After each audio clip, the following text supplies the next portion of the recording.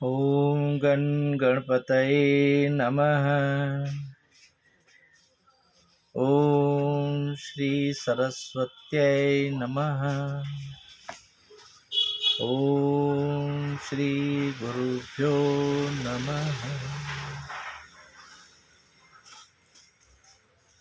श्री स्वामी निश्चल दास प्रणीत विचार सागर। संपादक एवं रूपांतरकार आचार्य डॉक्टर किशोर दास स्वामी। पिछले पाठ की कुछ पंक्तियां मैं फिर से पढ़ता हूँ। सनंदन उन पद्मों पर पांव रखते हुए नदी पार कर गए। शंकराचार्य ने अपने शिष्य को गले लगा लिया। यह देखकर सब लोगों को आश्चर्य हुआ। गुरुदेव ने उनका नाम पद्मपादाचार्य रख दिया। शंकराचार्य जी के जीवन की रक्षा करने से संबंधित एक विलक्षण घटना है। एक तांत्रिक था। शंकराचार्य की सरलता से वह लाभ उठाना चाहता था। उग्र भैरव के निमित्त शंकराचार्य के सिर की बलि देना चाहता था। उसने शंकराचार्य से सिर मांगा। आचार्य ने कहा, जब मैं समाधि दशा में स्थिर बैठा दिखाई दूं तो मेरा सिर उतार लेना, पर एक बात का ध्यान रखना कि मेरे शिष्यों विशेषकर पद्मपादाचार्य को इस बात का पता नहीं चलना चाहिए, नहीं तो तुम्हें मृत्यु का सामना करना पड़ेगा। सभी शिष्य प्रातःकाल स्नान करने के लिए नदी के तट पर पहुंचे। इतने में तांत्रिक आया। उस समय आचार्य ध्यान मुद्रा में स्थित थे। तांत्रिक ने सिर उतारने के लिए तलवार निकाली। उसी क्षण पद्मपादाचार्य को अंतःकरण में तांत्रिक के इस क्रूर कर्म का आभास हो गया।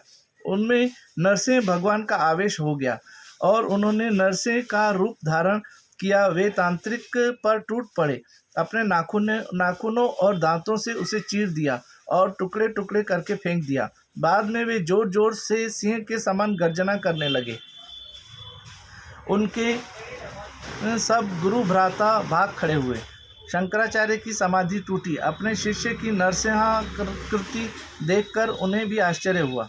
बड़ी कठिनाई से उन्होंने मंत्र शक्ति के प्रभाव से पद्मपादाचार्य को अपने असली रूप में स्थिर किया। ऐसा इसलिए हुआ कि पूर्वाश्रम में पद्मपादाचार्य भगवान नरसिंह के परम भक्त थे। ये उनकी उपासना किया करते थे। अहोबिल पर्वत पर कठिन तप करते हुए वे आराधना करते थे। वे इनके इष्ट देव थे। एक दूसरी घटना है कि एक बार ये वन में विचर रहे थे। एक शिकारी ने पूछा कि तुम यहाँ किस लिए घूम रहे हो? पद्मपादाचार्य ने कहा, मैं नरसिंह भगवान को खोज रहा हूँ। उनका आधा भाग सिंह का और आधा भाग मनुष्य का है। शिकारी ने कहा, मैंने इस जंगल का चप्पा चप्पा छान मारा है, मुझे कभी कोई ऐसा जंतु दिखाई नहीं दिया। पद्मपाद ने कहा, नहीं, ऐसा प्राणी है और इसी वन में रहता है। शिकारी ने कहा, यदि वास्तव में है तो सूर्यास्त से पहले मैं पकड़कर उसे आपके सामने पेश कर दूंगा, नहीं तो प्राणों को त्याग दूंगा। शिकारी नरसिंह की आकृति का ध्यान करता हुआ वन में उनको खोजने निकला। दिन भर भूखा प्यासा भटकता रहा, पर ऐसा प्राणी उसे नहीं मिला। अंत में उसने प्राण त्यागने का निश्चय किया। नरसिंह भगवान उसके मन की एकाग्रता और भक्ति को देखकर प्रसन्न हुए और अपना यथार्थ रूप लेकर शिकारी के सामने प्रकट हुए। शिकारी ने उन्हें पकड़कर गले में रस्सी बांधी और पद्मपाद के सामने लाकर प्रस्तुत किया। यह सब देखकर पद्मपाद को बड़ा आश्चर्य हुआ। उन्होंने नरसिंह भगवान से पूछा कि आपकी यह गति कैसी? आप कैसे इस शिकारी के बंधन में आए? तो नरसिंह भगवान ने उत्तर दिया कि इस अनपढ़ शिकारी ने जिस एकाग्र मन से मेरा ध्यान किया, ऐसी एकाग्रता तो ब्रह्मा की भी नहीं हो सकती। इसकी भक्ति की रस्सी से बंध कर मैं इसके वश में हो गया। इनके द्वारा रचित ब्रह्मसूत्र के चतुर्सूत्री भाष्य पर पंचपादिका व्याख्या, प्रपंच सार की टीका तथा विज्ञान दीपिका आदि वेदांत दर्शन के प्रसिद्ध ग्रंथ हैं। दूसरे शिष्य थे शंकराचार्य के तोटकाचार्य। प्रारंभ में ये उतने तीक्ष्ण बुद्धि के नहीं थे, सरल स्वभाव के थे। गुरु के प्रति श्रद्धा और निष्ठा थी। इनका नाम गिरी था।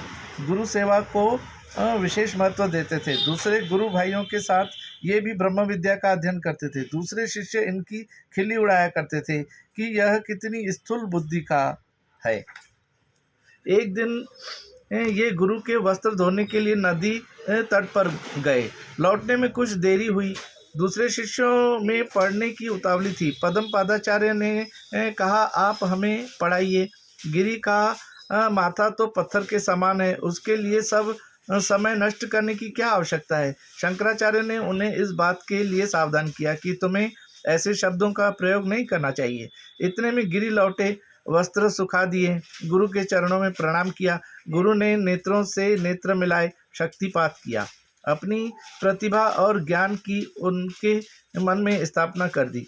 तब तोटक व्रत में शिष्य ने शंकराचार्य की स्तुति की, तब से उनका नाम तोटकाचार्य हो गया। इन्होंने श्रुतिसार समुद्धरण नामक ग्रंथ की रचना की है। यह संपूर्ण ग्रंथ तोटक व्रत में है। रचना भले ही छोटी है, पर संपूर्ण उपनिषदों का यह सार है। शंकराचार्य के तीसरे शिष्य थे हस्तामलक। बलि नामक ग्राम में इनका जन्म हुआ था। इनके पिता का नाम प्रभाकर था। प्रभाकर के घर जो बालक हुआ वह सर्वथा मूर्ख था, न तो हंसता था, न खेलता था, न बोलता था और न पढ़ाई में ही उसका मन लगता था। पिता धनी और विद्वान होकर भी पुत्र की मूर्खता के कारण बड़े परेशान थे। इस बालक के जन्म की कहानी बड़ी विलक्षण है। यमुना के तट पर एक महात्मा ध्यान में स्थित थे। इतने में कुछ ब्राह्मणियां स्नान करने के लिए आई। उनमें से एक की गोद में एक नन्हा सा बालक था। उस बालक को महात्मा के पास लिटा दिया और महात्मा को जब तक वे स्नान करके नहीं लौटती तब तक देख रेख करने को कहा। किंतु महात्मा निर्विकल्प समाधि में लीन थे। उन्हें इस बात का ध्यान ही नहीं था। बालक धीरे धीरे लौटता हुआ नदी में जा गिरा और डूबने से उसकी मृत्यु हो गई। स्त्रियां स्नान करके लौटी तो बालक पानी में तैर रहा था। उसकी मृत्यु के कारण वे करुण क्रंदन करने लगी। इससे महात्मा की समाधि टूटी। शोकाकुल माता को देखकर महात्मा के मन में करुणा उत्पन्न हुई। वे पर काया प्रवेश की विद्या जानते थे। उन्होंने योग बल से अपना शरीर त्याग दिया और बालक के शरीर में प्रवेश किया। इससे बालक फिर से जीवित हो उठा। शास्त्र के न पढ़ने पर भी इस बालक को स्वतः पूर्ण ज्ञान था। धीरे धीरे बालक बड़ा होने लगा। 13 वर्ष की आयु में शंकराचार्य से इसकी भेंट हुई। शंकराचार्य इनके गांव में आए हुए थे। पिता पुत्र को साथ लेकर आचार्य के दर्शनार्थ आए। पुत्र को भी साथ लिया। संभवतः आचार्य शंकर ऐसी कृपा कर दें कि यह बालक विद्वान हो जाए। देखते ही शंकराचार्य ने बालक की भीतर की आत्मा को पहचान लिया। ये तो पूर्व शरीर के महान ऋषि थे। शंकराचार्य ने पूछा, तुम कौन हो? बालक ने सुंदर संस्कृत छंद में उत्तर दिया और आत्मा के यथार्थ स्वरूप का वर्णन किया। उसके ब्रह्म तेज को देखकर शंकराचार्य ने उसे अपना शिष्य बना लिया और संन्यास में दीक्षित किया। बालक ने परमार्थ के सार को हथेली पर रखे हुए आंवले के समान बता दिया था, इसलिए उसका नाम हस्तामलक रख दिया गया। ये संस्कृत के आशु कवि थे। स्वयं आचार्य शंकर ने इसकी रचनाओं की व्याख्या की है। चौथे शिष्य थे शंकराचार्य के श्री सुरेश्वराचार्य। मगध विशाल राज्य था। पाटलिपुत्र उसकी राजधानी थी। उसमें महिष्मतीपुर नामक एक प्रमुख नगर था। उसमें मंडन मिश्र का महल के समान आलीशान भवन था। उसमें पिंजरों में टंगे हुए पक्षी वेद स्वतः प्रमाण है कि परतः आदि विषयों पर बोलते रहते थे। इनके पिता का नाम हिममित्र था, जो कि काश्मीर राजा के सभा पंडित थे। ये कन्नौज के गौड़ ब्राह्मण थे। मंडन मिश्र ने कुमारिल भट्ट के चरणों में बैठकर कर्मकांड की विद्या प्राप्त की थी। ये पूर्व मीमांसा के विद्वान थे। कर्मकांड वैदिक अनुष्ठानों से संबंध रखने वाले विधानों को सुलझाता है। इसमें श्रुति प्रतिपादित विधानों को दार्शनिक रूप दिया गया है। यह वेद को अनादि अनंत मानता है। इसके मत में किसी भी कर्म में वेद ही प्रमाण है। इनकी पत्नी का नाम उभय भारती था। वह एक आदर्श पत्नी थी। उसका आचार विचार अत्यंत पवित्र था। वे वैदिक मान्यताओं को स्वीकार करती थी। सभी विद्याओं में पारंगत थी। वे सरस्वती का अवतार मानी जाती थी और मंडन मिश्र ब्रह्मा का। शंकराचार्य चाहते थे ऐसा अद्भुत विद्वान ज्ञान मार्ग की ओर झुके। वह स्वतः अपने शिष्य की खोज में निकले। पूछते पूछते मंडन के भवन के द्वार पर पहुंचे। द्वार बंद था। शंकराचार्य यौगिक शक्ति के प्रभाव से भवन में प्रवेश कर गए। उस समय मंडन ब्राह्मणों को आमंत्रित करके श्राद्ध कर रहे थे। ब्राह्मणों को भोजन कराना चाहते थे। ऐसे समय में मुंडित सन्यासी का घर में प्रवेश अमंगलकारी माना जाता है। इसलिए मंडन ने शंकराचार्य को श्राद्ध में विघ्न जानकर कटु शब्दों में उनका तिरस्कार किया। परंतु वहाँ कुछ विचारवान वृद्ध ब्राह्मण भी थे। उन्होंने कहा, तुम यज्ञ कर्म कर रहे हो, यज्ञ के स्वामी भगवान विष्णु हैं, इस सन्यासी को विष्णु के रूप में आमंत्रित करो। मंडन ने उन्हें निमंत्रित किया, किंतु शंकराचार्य ने ब्राह्मण भोज में सम्मिलित होने के लिए स्पष्ट मना कर दिया। कहा, हम तुमसे अन्न की भिक्षा मांगने नहीं आए हैं, तुम हमसे शास्त्रार्थ करो। मंडन ने कहा, शास्त्रार्थ हम अवश्य करेंगे, पर मध्यस्थ कौन होगा?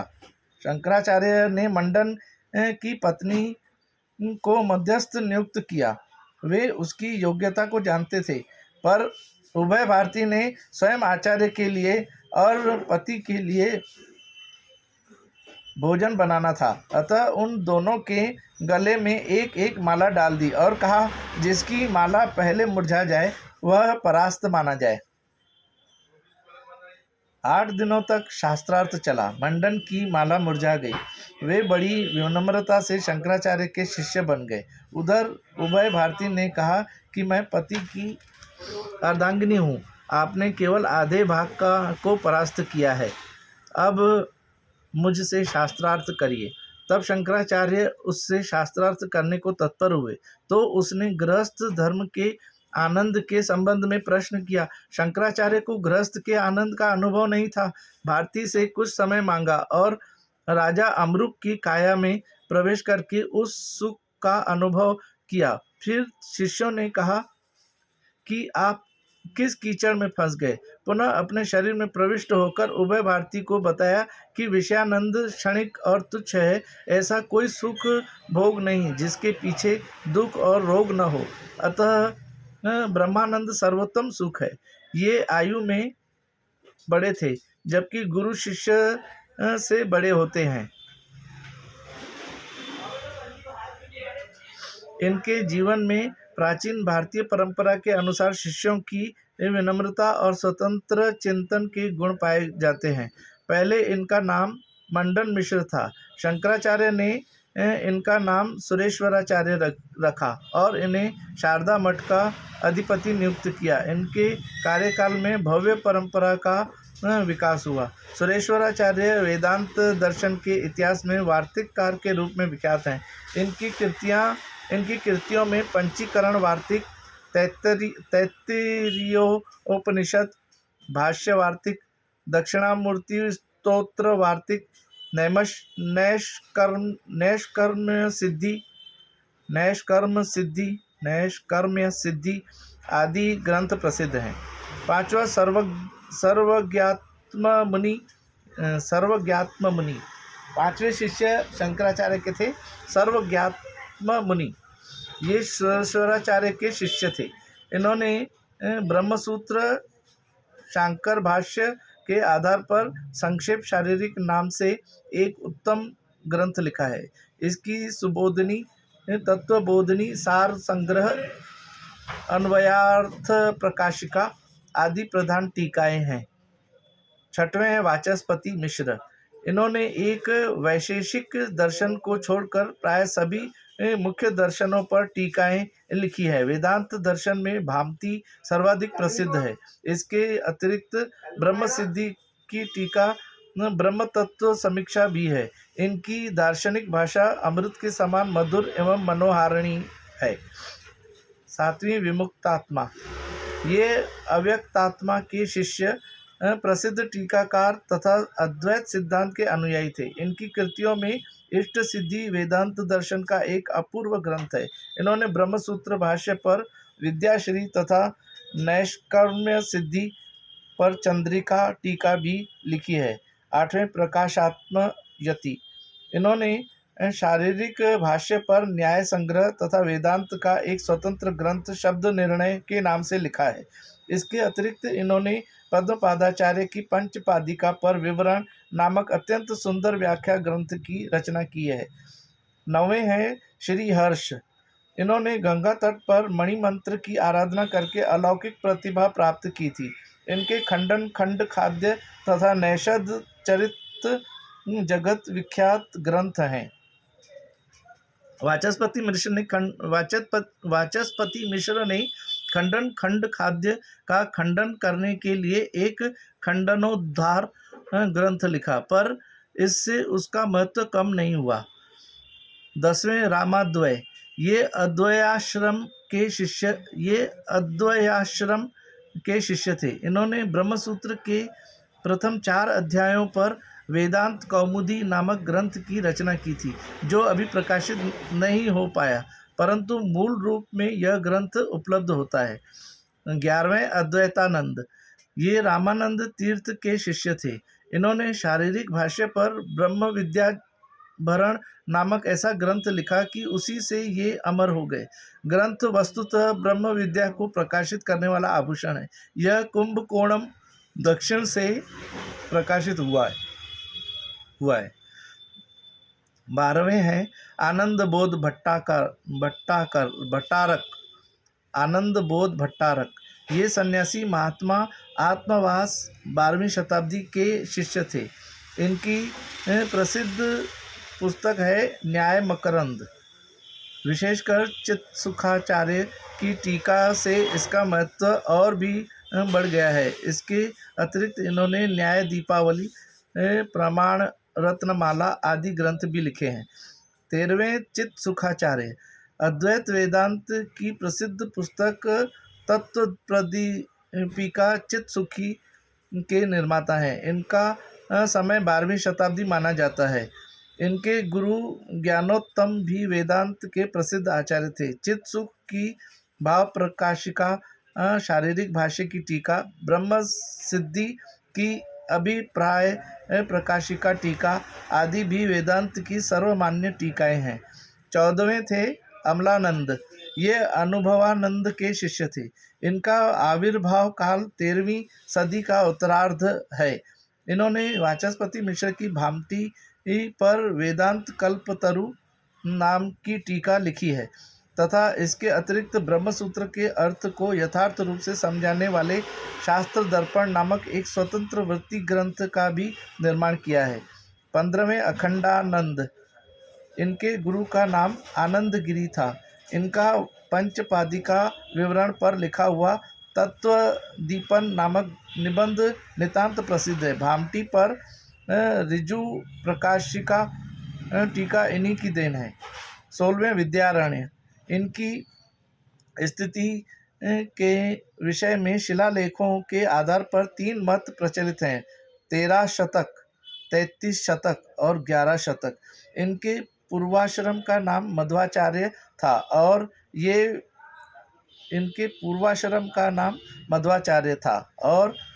ये वीर बुक नामक राजा के प्रधान पंडित थे। इनकी पंचदशी, विवरण, प्रमेय संग्रह, अनुभूति प्रकाश, जीवन मुक्ति विवेक आदि कृतियां जनसाधारण में भी प्रसिद्ध हैं। 17 आनंदगिरी। 17वां आनंदगिरी। ये विशुद्धानंद के शिष्य थे। इन्होंने प्रायः टीकात्मक ग्रंथों का ही निर्माण किया है, जिनमें से गीता भाष्य की टीका, उपदेश साहस्त्री टीका, न्याय रत्न दीपावली की व्याख्या, वाक्यवृत्ति तथा पंचीकरण विवरण आदि प्रसिद्ध हैं। 18वें प्रकाशानंद। इनकी प्रसिद्ध रचना है वेदांत सिद्धांत मुक्तावली। जीववाद का प्रतिपादक यह अत्यंत प्रामाणिक ग्रंथ है। इसमें दृष्टि सृष्टिवाद सिद्धांत का प्रतिपादन हुआ है। अंदर से जैसी दृष्टि हो वैसा बाहर वैसा दिखाई देता है। प्रकाशानंद था। 19वें मधुसूदन सरस्वती। 16वीं शताब्दी के समसामयिक पंडितों में ये सर्वाधिक प्रसिद्ध थे। शंकर मिश्र के भेदभाव का खंडन करने के लिए इन्होंने परिष्कृत न्यायनिष्ठ भाषा में अद्वैत सिद्धि ग्रंथ रत्न की रचना की है। इनकी कृतियों में गीता टीका, दशश्लोकी टीका, अद्वैत रत्न रक्षण, संक्षेप शारीरिक टीका आदि सर्वाधिक प्रसिद्ध हैं। 20वें नरसिंहाश्रम, ये काशी निवासी तथा मधुसूदन सरस्वती के समकालिक थे। ये इतने कट्टर वेदांती थे कि अप्पय दीक्षित जैसे शैवाचार्य तथा मीमांसक इन्होंने शंकर मतानुयायी बना दिया। इनकी रचनाओं में वेदांत तत्व विवेक, वेदांत रत्न कोश, भाव प्रकाशिका, अद्वैत दीपिका तथा भेद धिक्कार आदि ग्रंथ प्रसिद्ध हैं। 21वें अप्पय दीक्षित, पहले ये शिवाद्वैत को मानने वाले तथा बाद में शंकर मतानुयायी हो गए। इनका समय 16वीं और 17वीं शती का मध्य माना जाता है। मध्वमुख मर्दन, मध्व सिद्धांत का खंडन, इनके अगाध पांडित्य के विषय में किसी का वैमत्य नहीं। इनके प्रमुख ग्रंथ ये हैं: सिद्धांत लेश संग्रह, सिद्धांत लेश संग्रह, न्याय रक्षामणि, ब्रह्मसूत्र की टीका, कल्पतरु परिमल, वेदांत कल्पतरु की व्याख्या आदि। 22वें धर्मराजा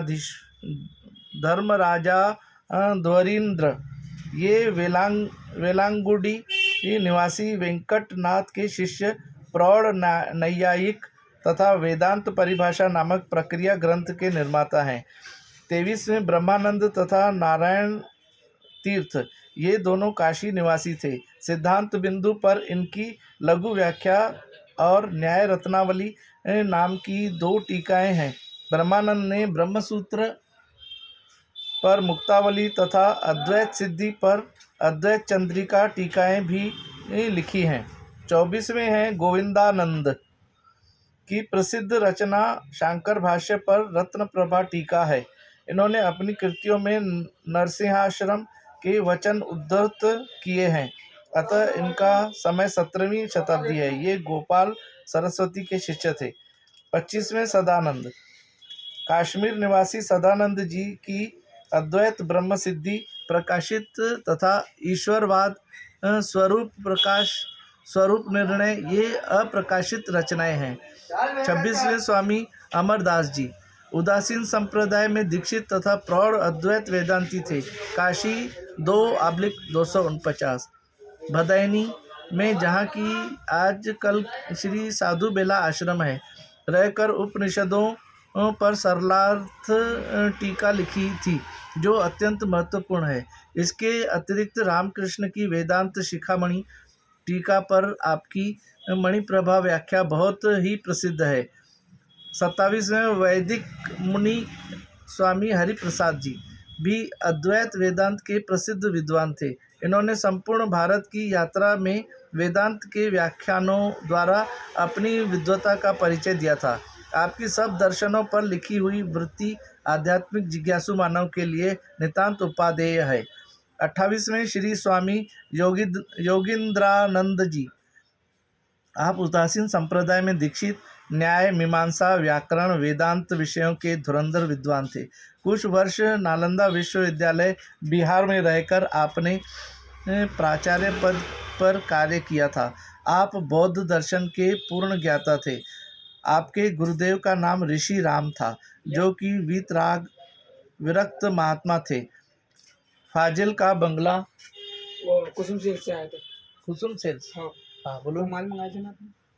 लाए क्या? हाँ। उधर दे, क्या उधर में है? अच्छा वो वाला है क्या? हाँ वो उधर, वो स्टैचू दिख रहा है क्या? हाँ हाँ। हाँ। बंगला, पंजाब साधु आश्रम में रहते थे। विगत शताब्दी में योगींद्रानंद जी वेदांत ग्रंथों का रूपांतर करके शास्त्र का सरलीकरण किया। वेदांत पढ़ाकर अनेक विद्वान तैयार किए। आप काशी निवासी थे। आपने ब्रह्म सूत्रों पर भामती टीका, अद्वैत सिद्धि, संक्षेप शारीरिक, भगवद गीता, मधुसूदनी, चित्सुखी, मानमेयोदय, प्रमाण वार्तिक आदि अनेक ग्रंथों पर हिंदी टीकाएं लिखकर दुरूह विषयों को सरल बनाया। सभी संप्रदायावलंबियों आपकी सभी संप्रदायावलंबी आपकी विद्वता की धाक मानते थे। इनके अतिरिक्त और भी अनेक वेदांताचार्य हुए हैं, पर स्थानाभाव के कारण सबका निरूपण करना शक्य नहीं।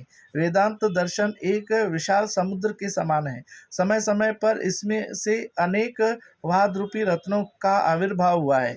इन सब वादों का प्रयोजन जड़ चेतनात्मक प्रकृति का विश्लेषण करके आत्मा के यथार्थ स्वरूप का बोध कराना है। अतः आत्मा या ब्रह्म के एकत्व या भेद को लेकर शंकराचार्य का केवलाद्वैतवाद, रामानुजाचार्य का विशिष्टाद्वैतवाद, मध्वाचार्य का द्वैतवाद, निम्बार्काचार्य का द्वैताद्वैतवाद तथा वल्लभाचार्य का शुद्धाद्वैतवाद आदि वेदांत के अवान्तर भेद खड़े हो गए हैं। इनका संक्षिप्त परिचय यहाँ दिया जा रहा है। अद्वैत तत्व मीमांसा तथा विचार सागर। विचार सागर में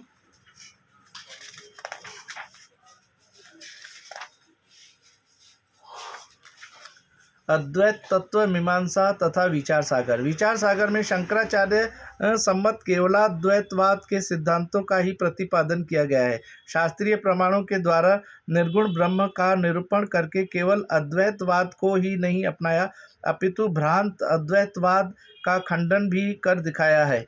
दर्शन शास्त्र के इतिहास में अर्वाचीन आचार्यों की कृतियों में यह एक सर्वमूर्धन्य प्रयत्न है। इसमें दिखलाया गया है कि परिवर्तनशील भौतिक पदार्थों के मूल में अनुस्यूत एक ही तत्व है। उसी तत्व में अनेकता का पर्यवसान होता है। जिस प्रकार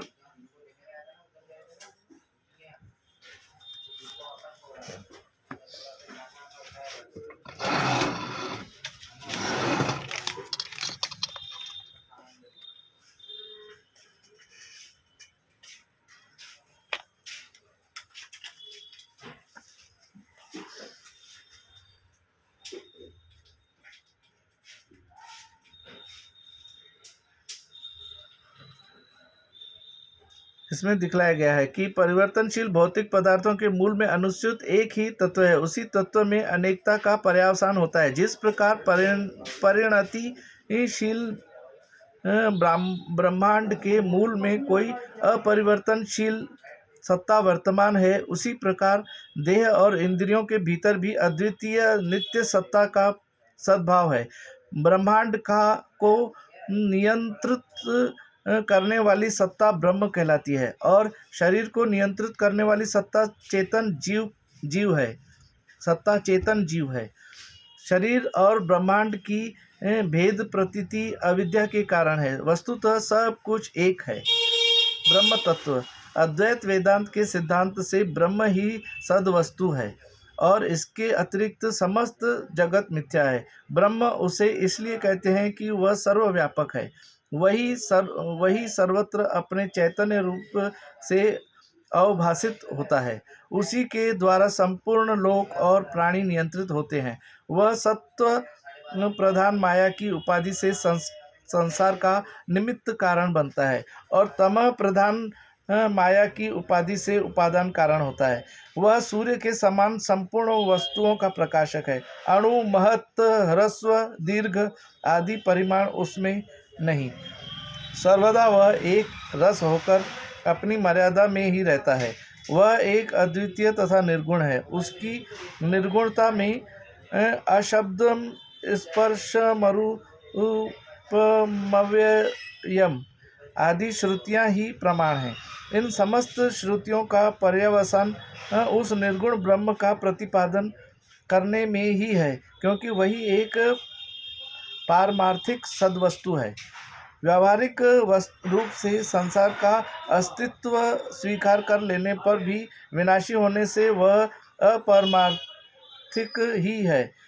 पारमार्थिक उस पदार्थ को कहा जा सकता है जो सदा एक रूप से स्थिर रहने वाला हो, एक रूपेण व्यवस्थितो योऽर्थ स परमार्थ। इसलिए निर्गुण ब्रह्म ही पारमार्थिक सद्वस्तु है। उसके अतिरिक्त संपूर्ण नाम रूपात्मक जगत मिथ्या है, परिवर्तनशील है। उस ब्रह्म के दो लक्षण हैं, एक तटस्थ और दूसरा स्वरूप। स्वरूप लक्षण से वस्तु के स्वरूप का परिचय मिलता है। अतः जो ब्रह्म के सत्य स्वरूप, ज्ञान स्वरूप और अनंतता को बतलाता है वह उसका स्वरूप लक्षण है। तटस्थ लक्षण वह है जो संसार की उत्पत्ति, स्थिति तथा विनाश होने पर भी ब्रह्म की नित्यता, स्थिरता तथा एक रसता को बतलाता है। यही द्विलक्षण लक्षित ब्रह्म अपनी माया शक्ति से संसार में भ्रांति उत्पन्न करते हैं। एक जादूगर के समान मिथ्याभूत संसार को भी सत्य के समान दिखलाते हैं। एक एव जालवान ईशत ईशनिभिः सर्वान् लोकान् ईशत ईशनिभिः। अद्वैत सिद्धांत में सत्य और मिथ्या वस्तुओं का लक्षण इस प्रकार किया गया है। जो वस्तु अतीत, अनागत तथा वर्तमान इन तीनों कालों में, जागृत, स्वप्न, सुषुप्ति आदि तीनों अवस्थाओं में तथा तुरीय दशा में बिना किसी बाधा के सदा एक रूप में स्थिर रहती है, वही सद्वस्तु है। जिस वस्तु का परिवर्तन अथवा बाध हो जाता है, किसी देश में है अथवा किसी में नहीं, वह वस्तु मिथ्या कहलाती है। जिस प्रकार रज्जु में सर्प की प्रतीति रज्जु का यथार्थ ज्ञान हो जाने से निवृत्त हो जाती है, अतः वह मिथ्या है। यहाँ पर रज्जु के सर्प के समान दोष के वश से ब्रह्म में भी संसार की कल्पना हो सकती है। दोष यहाँ पर ब्रह्म के स्वरूप को तिरोहित करने वाली तथा नाना प्रकार के विक्षेप उत्पन्न करने वाली अविद्या ही है। अविद्या का स्वरूप। अद्वैत वेदांत के सिद्धांत से यह अविद्या अनादि काल से ही एक भाव रूप पदार्थ है। यद्यपि अविद्या पद से ज्ञानाभाव की ही प्रतीति होती है, जैसा कि रामानुजादि वैष्णव दर्शनों ने माना है, पर वास्तव में अविद्या ज्ञानाभाव रूपा नहीं, क्योंकि मैं अज्ञानी हूँ। मैं अपने तथा दूसरे के स्वरूप को नहीं जानता। इस प्रकार का अनुभव प्रत्यक्ष रूप से होता है। यदि कथमचित अविद्या को ज्ञानाभाव मान भी लिया जाए तो वह अभाव शून्य के तुल्य ही ठहरेगा। शून्य पदार्थ किसी का आवरण करे यह संभव नहीं हो सकता। ना भावाद भावोत्पत्ति ही। इसके विपरीत यह देखा जाता है कि अविद्या अपने अधिष्ठान का आवरण करती है। भगवान ने स्वयं कहा है, नाहम प्रकाशः सर्वस्य योग माया समावृतः। गीता 2:25। आवरण ही नहीं करती बल्कि संपूर्ण प्राणियों को मोहित भी कर लेती है। अज्ञानेनावृतं ज्ञानं तेन मुह्यन्ति जन्तवः। गीता का 5वां श्लोक 15वां अध्याय। अतः यह सिद्ध होता है कि आवरण और मोहित करने वाली तथा ज्ञान के द्वारा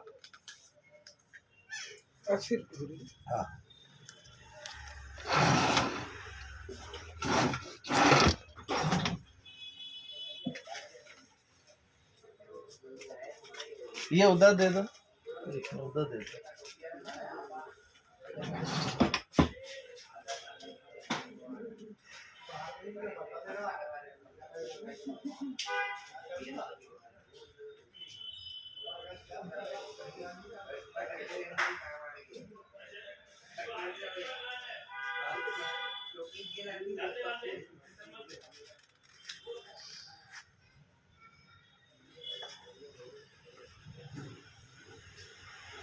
अतः यह सिद्ध होता है कि आवरण और मोहित करने वाली तथा ज्ञान के द्वारा विलीन होने वाली यह अविद्या भाव रूपा ही है। चित सुखाचार्य ने इसका लक्षण इस प्रकार किया है, अनादि भाव रूपम यद्विज्ञानेन विलीयते तद्ज्ञानमिति प्राज्ञा लक्षणम संप्रचक्षते। चित सुखी 1:9।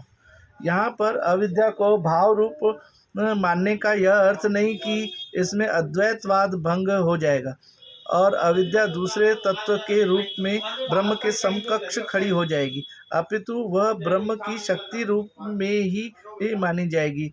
शक्ति तथा शक्तिमान का भेद किसी प्रकार सिद्ध नहीं हो सकता।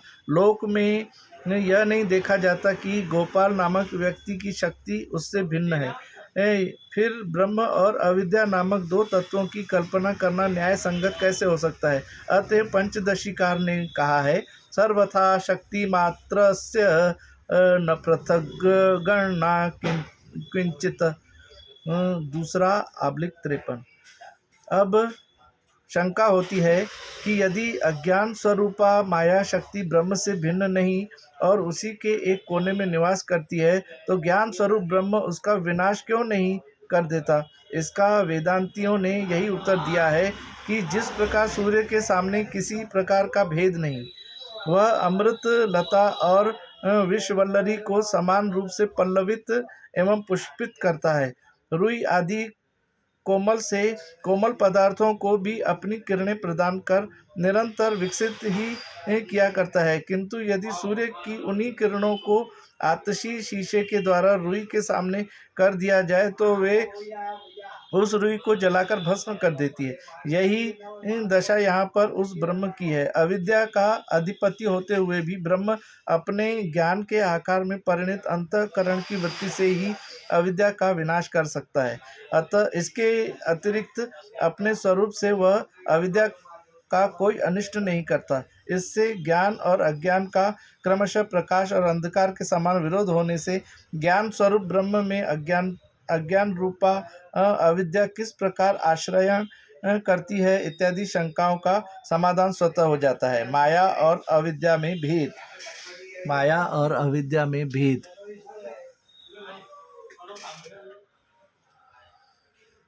अद्वैत वेदांत के माया और अविद्या में भेद। अद्वैत वेदांत के प्राचीन आचार्यों ने अनिर्वचनीयता, त्रिगुणात्मकता, भाव रूपता आदि समान धर्मों के कारण माया और अविद्या में किसी प्रकार का भेद नहीं माना।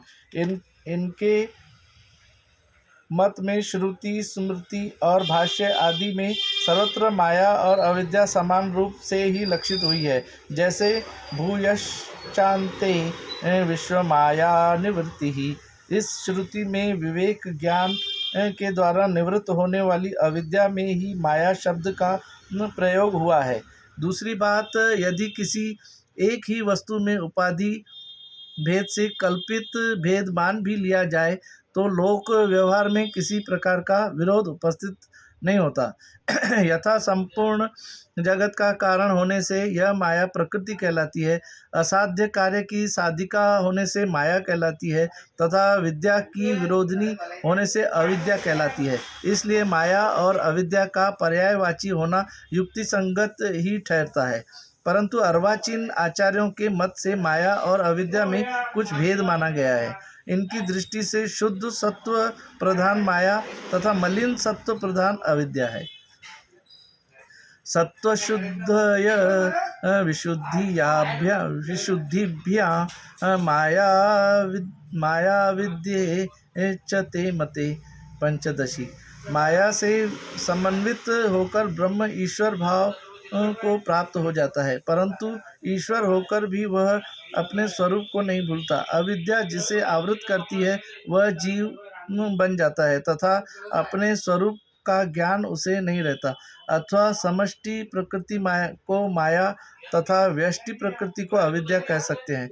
इस प्रकार समष्टि तथा व्यष्टि रूप बंध के कारण माया और अविद्या का भेद सूत्रासिद्ध हो जाता है। इस माया या अविद्या की क्रमशः आवरण और विक्षेप नाम की दो शक्तियां हैं। आवरण शक्ति आत्मा को उसी प्रकार ढक देती है जिस प्रकार एक छोटा सा मेघ का टुकड़ा अनेक योजन विस्तृत सूर्यमंडल को ढक लेता है। उसी दूसरी अविद्या की विक्षेप शक्ति पृथ्वी आदि प्रपंच को उत्पन्न करती है। जिस प्रकार पृथ्वी की रेखा विषयक अज्ञान सर्प का सा भय उत्पन्न कर देता है, उसी प्रकार आत्म विषयक अज्ञान भी पृथ्वी आदि प्रपंचोत्पत्ति में कारण बन जाता है। इसलिए लिखा है, शक्तिद्वयं हि मायाया विक्षेपावृत्तिरूपकम् विक्षेपशक्तिलिङ्गादि ब्रह्माण्डं जगत् सृजेत अंतर्दुर्ग दृश्योर्भेदं बहिश्च ब्रह्मसर्गयो आवरणोत्पराशक्तिः सा संसारस्य कारणम् दिग्दृश्य विवेक 13/15 अध्यास का स्वरूप और ख्याति पंचक चिदात्मा में पूर्वोक्त माया या अविद्या का अभ्यास अनादि काल से चला आ रहा है और अध्यारोप अवभास भ्रमादि शब्द अध्यास के वाचक हैं। शास्त्रकारों ने तर्काभास शब्दाभास युक्तिभास आदि अनेक प्रकार से अध्यास का लक्षण किया है, परंतु इसका मुख्य लक्षण है अधिष्ठान की सत्ता से विषम सत्ता वाले ज्ञान का होना। अधिष्ठान सत्ता विषम सत्ताकत्वम है। यहाँ पर सत्य अधिष्ठान में मिथ्या वस्तु किस प्रकार अवभासित होती है, इस प्रश्न को लेकर आचार्यों के विविध मत प्रचलित हैं। उनका संक्षिप्त परिचय यहाँ दिया जाता है। अध्यास ज्ञान के लिए पहले 5 ख्यातियों का जानना आवश्यक है। यहाँ पर ख्याति नाम भ्रमात्मक ज्ञान का है। प्राचीन समय में इस ज्ञान के 5 भेद प्रचलित थे, जिनका स्वरूप इस प्रकार है। पहला आत्म ख्याति, दूसरा अख्याति, तीसरा असत ख्याति, चौथा अन्यथा ख्याति और पांचवा अनिर्वचनीय ख्याति। पहला है क्षणिक विज्ञानवादी बौद्ध आत्म ख्याति स्वीकार करते हैं। इनके मत में ज्ञान संतान ही आत्मा है और वह क्षणिक है। प्रत्येक ज्ञान अपने सजातीय ज्ञान को उत्पन्न करके दूसरे ही क्षण में विनष्ट हो जाता है। यहाँ पूर्व क्षणवर्ती ज्ञान कारण है और उत्तर क्षणवर्ती ज्ञान कार्य है। यह कार्य कारण भाव परंपरा निरंतर चलती रहती है। अनादि अविद्या रूपा वासना से शरीर संतान की संवृत्ति होती है। इसके अतिरिक्त कोई आत्मा नहीं। शुक्ताविदम रजतम, इस ज्ञान में रजत नामक पदार्थ बुद्धि रूप ही है। अनादिकालीन विपरीत वासना के कारण बुद्धि शुद्धि शुक्ति और रजत आदि के रूप में भासित होती है, अतः इसी का नाम अध्यास है। यह है आत्मख्याति।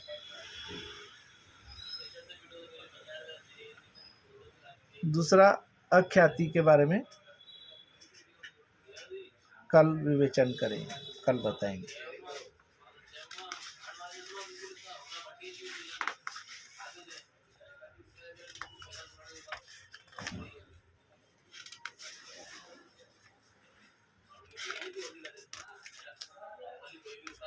सद्गुरुदेव भगवान की जय।